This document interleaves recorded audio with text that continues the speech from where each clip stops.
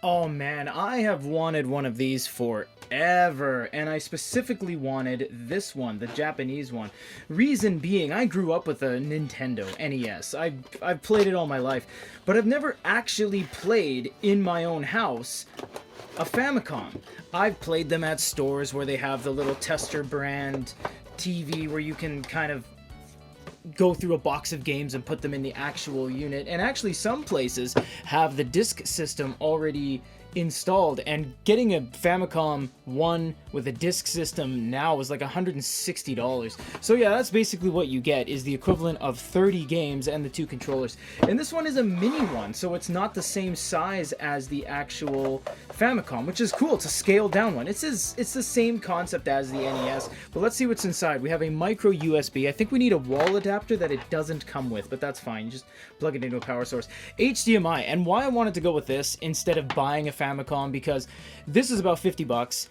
A Famicom, which is made in 1983, which is 40 years old, is $50 to $60. So I can get the Famicom and get the individual games, each one being $10 to $30 per game, or I can just get this. Die Hard creators and die-hard fans will always buy the originals, but this one's fun to get your foot in the door, and it already has an HDMI, which means you don't have to buy a converter and an upscaler and stuff like that. I wonder if the second player has the microphone. It says microphone, but I don't see any actual drilled out holes. It might just be a very tight weave.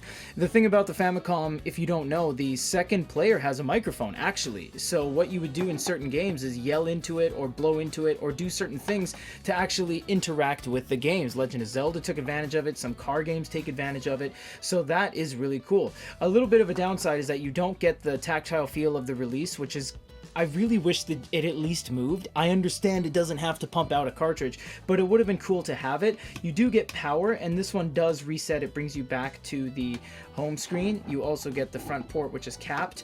I also do not appreciate how this one is made in China. Now, there's nothing wrong with goods made in China, but to keep it authentic, I would have loved to see it made in Japan, because that was one of the things. If you ever go to a used shop, flip it over, you'll see Nintendo 1983 made in Japan. This one is made in China, so it's a little bit more economy. So yeah, that's a little bit unfortunate, but you do get some other things in here. Let's just check it out. Let's pour it all out. That is really stuck. And a couple more flicks. There seems to be some stuff at the bottom, actually. That could just be packaging. Yeah, it's packaging and what do you call it? Twist ties.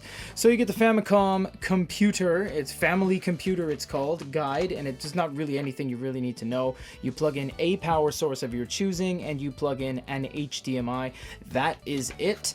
And then this is the warranty stamp of where they got it. They got this from Yodobashi Camera, it seems. They paid a lot of money for this. I got this used for 50 bucks, but originally this is around $100 if you were to buy it in most recent times. This thing is really cool. It's downscaled, of course. You cannot take out the controllers. It's already built in, but it's really nice. It's nice to have a piece of actual authentic Nintendo in your hand if you can't afford the more expensive actual 40-year-old ones. Thanks so much, guys. Really appreciate it. If you have any questions, let me know.